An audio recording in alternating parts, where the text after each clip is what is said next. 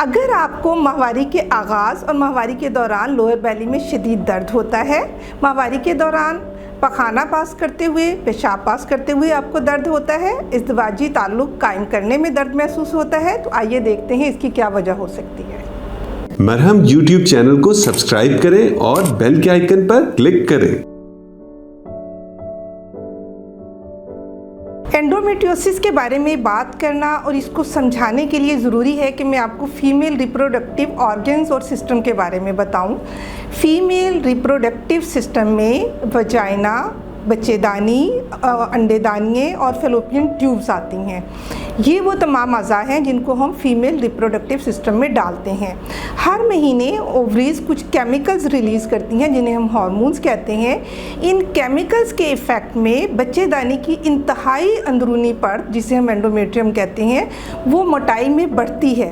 यानी हमल के अमल का आगाज़ हो तो उसकी तैयारी होती है बच्चेदानी के अंदर, उसकी मोटाई बढ़ती है और वो उसकी तैयारी होती है। अगर फर्टिलाइजेशन के बाद हमल का ठहरना हो जाता है तो ये एक तरह से आप इसे समझ सकते हैं कि ये एक ज़मीन तैयार है जिस पर हमल सेहतमंद तरीके से आगे बढ़ सकता है। लेकिन अगर फर्टिलाइजेशन नहीं है और हमल नहीं है तो फिर माहवारी के आगाज़ में यही इंतहाई अंदरूनी परत बच्चेदानी की, जिसे हम एंडोमेट्रियम कहते हैं, इसकी शेडिंग होती है और इसके साथ कुछ ब्लड का लॉस भी होता है जिसे माहवारी का आना कहते हैं और इसकी शेडिंग हो जाती है। नेचुरली ये वजाइना के रास्ते एंडोमेट्रियम और ब्लड का इखराज हो जाता है, लेकिन कुछ केसेस में बाज़ औक़ात ये मिसप्लेस्ड एंडोमेट्रियम कह लें या फिर ऐसा हो जाता है कि एंडोमेट्रियम की तरह का टिश्यू बच्चेदानी के बाहर ग्रो करना शुरू कर देता है ओवेरियन हार्मोन्स के इफ़ेक्ट में। उस सूरत में जब एक साइकिल स्टार्ट होता है और हार्मोन्स रिलीज़ होते हैं तो यही टिश्यू जो एंडोमेट्रियम की तरह का है, जैसे बच्चेदानी की अंदरूनी इंतहाई अंदरूनी परत मोटी होती है, उसी तरह से बच्चेदानी के बाहर भी ये ग्रो करना शुरू कर देता है और ब्लड कलेक्ट होना शुरू हो जाता है। नेक्स्ट साइकिल में क्योंकि इसको इखराज का कोई ज़रिया नहीं है, जो बच्चेदानी के अंदर से एंडोमेट्रियम शेडिंग हो रही है वजाइना के रास्ते, वो माहवारी की सूरत में खारिज हो जाती है।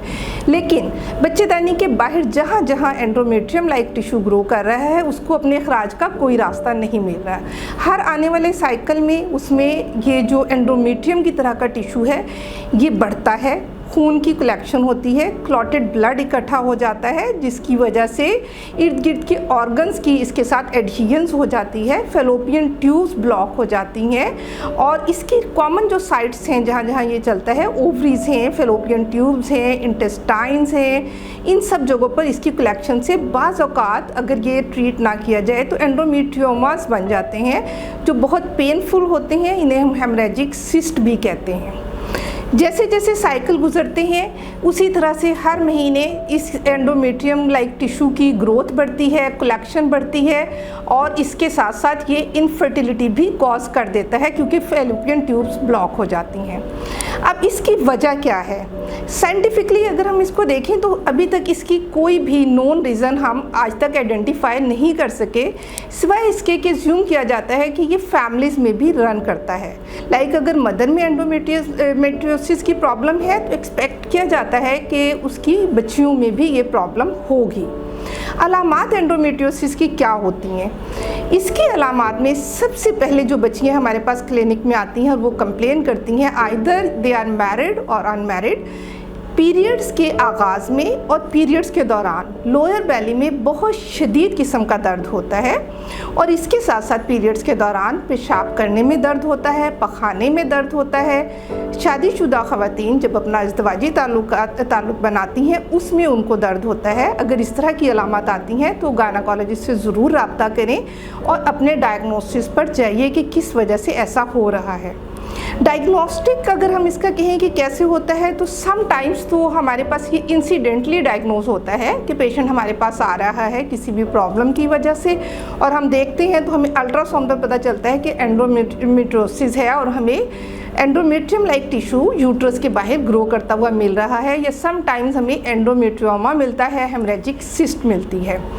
अदरवाइज़ जब हम इनफर्टिलिटी को देख रहे होते हैं तो हमारे माइंड में होता है कि हम अंदर से लैप्रोस्कोपिकली देखें अपने रिप्रोडक्टिव ऑर्गन्स को, तो वहाँ से भी इसका डायग्नोसिस होता है लैप्रोस्कोपिकली, अदरवाइज़ अल्ट्रासाउंड से होता है।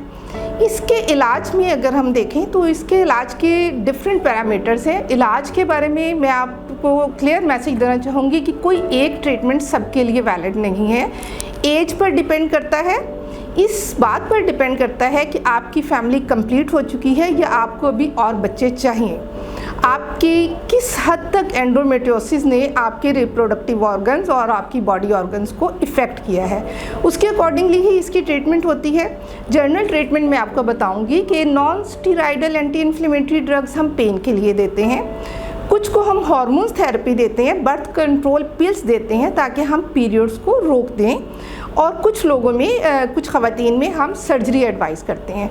सर्जरी डिफरेंट हो सकती है। सर्जरी में हम लेप्रोस्कोपिकली एडहेजन्स और स्कार को रिमूव कर सकते हैं ताकि पेशेंट की फर्टिलिटी को हम वापस ला सकें, और कुछ पेशेंट में हिस्टेक्टमी विद बायलैटरल ओवोफ्रेक्टमी, जिसका मतलब ये है कि बच्चेदानी और दोनों अंडेदानियाँ निकाल दी जाएँ। एक और बहुत इम्पॉर्टेंट बात है कि मीनोपॉज के करीब अगर कुछ ख़वातीन हो तो हम उनके पीरियड्स को स्प्रेस कर देते हैं।